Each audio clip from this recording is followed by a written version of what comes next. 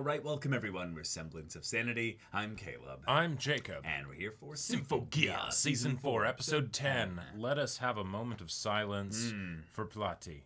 Plati. Feckin' dead, mate. Totally dead. Deader than like... Too right.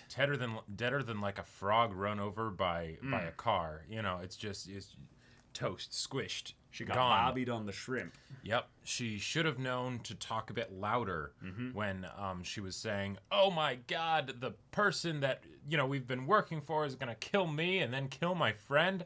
If only someone could help right now. It was the Kung Fu Panda 2 Shazam problem of, Right. Exactly. What? Yep. Like, it's that whole issue where, when you're in that important character bonding moment with your friend, and you're like, yeah, this fight will be it. We'll get this down. You don't realize that, like, oh man, shit.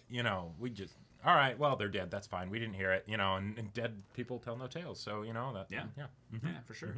And also, after 4 seasons of upgrading, Symphogear is now really, really powerful. Indeed, they are very powerful, and well, maybe they need to think about the fact that they are soldiers, kind of, and weapons that are being used and stuff. So right. Yeah. I mean, they've done a lot of good, but yeah, now this season has been pointing out basically how much power they have in these consequences. Situations. Yes, indeed. Yep. So, y'all, without further ado, let's get into this. All right, everyone. Now be sure to go check out the reaction portion of the video in the description below. Then come back here for the discussion.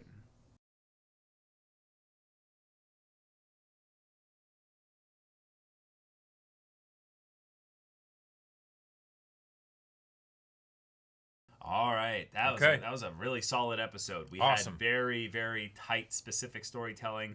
We had 2 specific Symphogear users that were brought into the fight. Right. We also had ourselves some really cool Saint-Germain stuff.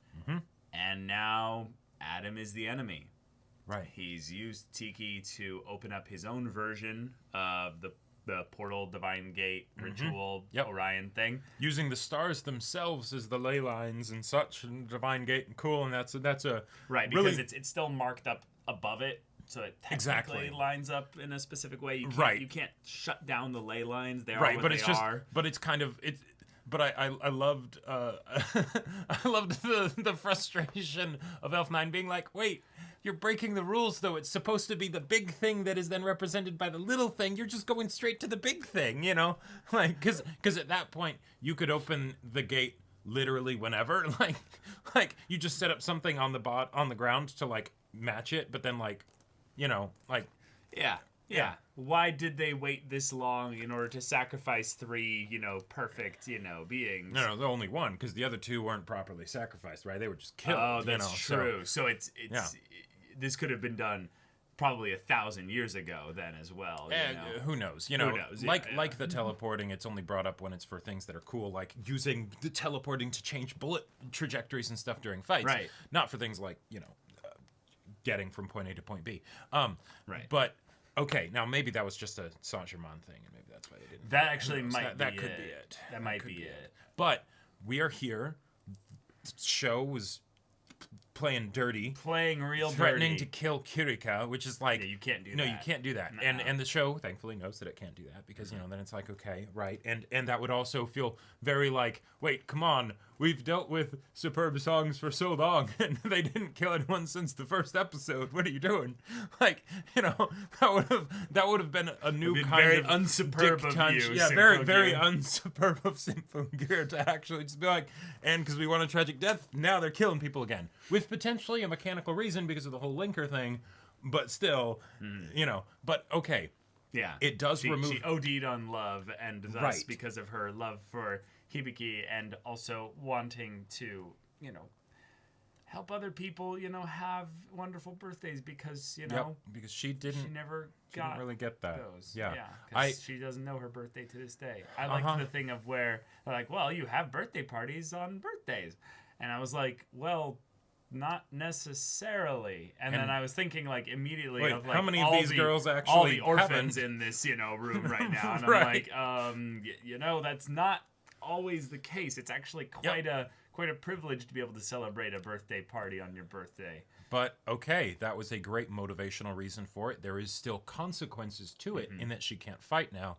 And I guess the previous pairings that fought in other episodes, like there's a recovery time where if they're all still on their downtime. Right, And exactly. also the way they set it up was that Elf9 is working on cleaning up essentially their gears. Right. So they don't even have access to use them to protect themselves in desperation. Right. Like it is literally these are over here in my lab and I'm, like cleaning out stuff. Yep. So it is literally just Hibiki and Saint-Germain that are left to be able to fight Adam. Okay, cool. And the thing of him, so there were two things that Adam did that, like, even though he's a total dick and like, and I find his style kind of laughable at times, most of the time, in fact, I did kind of like be like, okay, that was pretty cool. That was pretty cool. Yeah. The manipulating Tiki to shoot a death laser. From all that energy she absorbed. Yeah. Awesome. Yeah. Love it. The throwing the hat and having it knock aside the person who has been punching through divine power. Yeah. That was something that was like, okay, it's kind of cool, but I also thought was just so funny because like the hat is the most douchebaggy like part of his outfit. Part of his outfit. So it's like, yes, one guy shows up with the power of douchebaggery, and oh no, our overpowered protagonist can't do anything to stop it. Like, like the sound that Hibiki made upon being hit by this gong, like it had a metallic I hit you with frying pan. Yeah, it's like, okay, yes, Speedwagon did it in Phantom Blood and it was really cool, but had blades on it. That had blades on it, and you were fighting a Hamon user, not whatever the hell Hibiki is. So, it was one of those things where it was like, all right, yes. Okay. I wanted to die a little bit when that happened. It's like the uncool version of Genjiro, like because yes, if you have a muscly looking dude, he must be better than all these anime girls. But I mean, not only that, better. Saint-Germain, and at multiple points they've been bringing up the ideas of humanity and stuff. And apparently he's not human. He's not human. Yep. He might have been human at one point. Right. But in the same way that Tiki's technically not human. Right. She's totally a robot something or other. Homunculus thing. Yeah. What is Adam then? Because I feel like that's the one thing they're saving as a potential big twist with him, is that he has some kind of secret origin of some kind. But we'll see. We'll see. The tough part is that given how long it took us to get true focus with like even Saint-Germain, and that we didn't really get it too much with Prelati and Cagliostro. Not really, no. I don't know what to expect from Adam. Because he could just be a dick that's ancient or whatever and has a bunch of power, or all of a sudden they could try and go into like some serious backstory, and it's like you should care about him. I don't think they're gonna do that. I don't think so it's either. The thing where he's been manipulating the Bavarian Illuminati for quite a while, and it's like, oh no, who could have guessed this? Well, in some ways they didn't really have any choice. I think it's the thing where they have to, at the very least, look out for each other, and then keep doing what they're doing, and other than building this up in such a way where he shouldn't be able to just take it for himself. He wasn't here. The ritual and everything was going fine. Right. If anything, because of the way that they set up their keystones, which was awesome as a way to be like, don't underestimate the pen pusher. Right, the keystones from previous seasons. That's awesome. So now having that be we set up a ring of anti-ritual ley line energy. Yep. Cool. Yeah, why not? And then it's like, does it operate on the Z-axis though? No. Yeah. Because, it kind of does, but it dissipates the further up you go or some shit, yeah. The thing is that with maybe it's just because ley lines were actually being talked about and used and stuff like that in a way that like felt like there was attention put into it a bit, then I kind of like give it a pass because Symphogear, is definitely fast and loose with the rules. Yeah. But yeah, whatever. Yeah. It's cool. I really liked all the Saint-Germain focus because now getting to see her being a little bit more directly opposed to Adam, and being the one of like, no, I bear all that burden. I even remember exactly how many of them were casualties versus the ones that were straight up sacrifices. Yep. All that death is, borne up within me. And in some ways that might make it as to why she thought she would be the perfect sacrifice, is because she's right, on some level then carrying that life within her. And then it's the classic anime motivation of, but if I don't do this, then their deaths will have been for nothing. And it's like, that's not how that works. But, whatever. Anime motivations be anime motivations. Well, and if anything, this is something that makes me wish even more that Saint-Germain had gotten time to make a decision, yes or no, with regards to whether she would sacrifice one of her friends. Yep.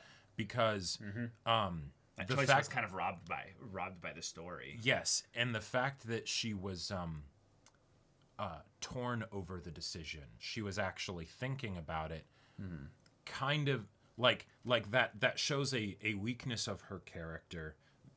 Then the opportunity for resolution and strengthening of her character wasn't able to be had, and then afterwards we get this as if she's always been resolute in her ideals and everything, and it's like, no, there was some struggle in there. Hold on, and that could have been explored to be interesting, but we had to, I guess, suddenly kill them both, right, and remove that choice. So, and it doesn't end up really having any implications for the ritual itself, because she also is a viable sacrifice, which I didn't like. That didn't seem like it was set up from the beginning. I thought they were different somehow, but I guess maybe not. No, I think that was set up rather succinctly. The idea of the three hearts, the three beings, they were very much, I would say, set up in that regard. And there was also this feeling I had that they were originally meant to all be the sacrifices once they started mentioning Orion, and Orion's belt has 3 specific key stars in the middle. So I thought that they were going to actually like align in that like specific spot there, if they were going to cap it off in any specific way, because they were very much setting up early on that Adam was the actual problem. Bad guy. Yeah, right. I mean, he has the hat. Like, there's nothing else. The evil hat of douchebaggery, milady. Yep, so, Like, exactly. yeah. All right, but hey, Tiki got fucking busted and is now being used as a puppet. I mean, she always was, right. But now dropping the pretense. Also, the fact that Adam is like, oh, yeah, gathering all this divine power, opening the divine gate to. I'm not gonna be a part of any of that. No, I'm gonna take all that and I'm gonna use do it for something else. Do something very, very bad with it, because he is bad guy. Yeah, and I'm curious to see if it's just I will become a god, because in some ways that could kind of be the same thing. Because if humanity is basically under subservient to subservient to God, basically, then making another god could at least they could fight over the kids, Right. Yeah. Well, it could create a war of the gods and take God's power and focus away from humanity, and then humanity meanwhile deals with their temporary freedom while the gods duke it out. I mean that. Possibly. I don't think that's what they're going to do here. I think this is more just the setup as to where the Symphogear's power level is going to be such that they'll be capable of defeating Adam, which means they're capable of defeating a little god. Then they defeat either the gods or... Well, and there was that whole dragon at the beginning that they were like, yes, it has achieved divine power, and then he just punched right through it. They're like, wait, shit. Yeah. It's probably going to be tough for them to get through that, actually. It's going to be super easy. Barely an inconvenience. Oh, really? Yeah, see, Hibiki's fists are really fucking strong. See, Hibiki has the power of the plot behind her. Yeah. Power of friendship and love behind those fists. I mean, I mean, she literally had the whole conversation with Miku, where, like, that was something where I'm like, okay, this is great, but also like, wait, show, what are you doing? Like with a show, they debated us with someone else's death, right? With someone else's death, but like with a show like Symphogear, where it just doesn't kill off characters, when it starts to do the things where it's like, hey, these characters, well, good characters, right, yeah, yes, no characters. You have to get to the point where you're a character before you're safe from being killed off. No, I know, Yeah, I'm just saying characters kind of at all. But then when it starts doing things like that, where it's like, wait, are you trying to set up some shit? Like, what wait, what's going on? Like, you've made it very clear to us that you're not going to do that. So why are you? What's going on here? Yeah, we'll see. Yeah, y'all, thank you so much for watching this episode's reaction and discussion. If you want to see the next episode's reaction and discussion right now, though, go check out the link in the description below for our Patreon. You can get an early access there. You can watch full-length timer reactions there, and all this comes with Discord access, so you can chat with us in the community there about this show, about anime in general, and also be sure to check out our Twitch channel. We stream every weekday. The info's in the description. Yes, if any of that interests you, we'll see you there. But until then, we're Semblance of Sanity. I'm Caleb. I'm Jacob. And we'll see you all next time.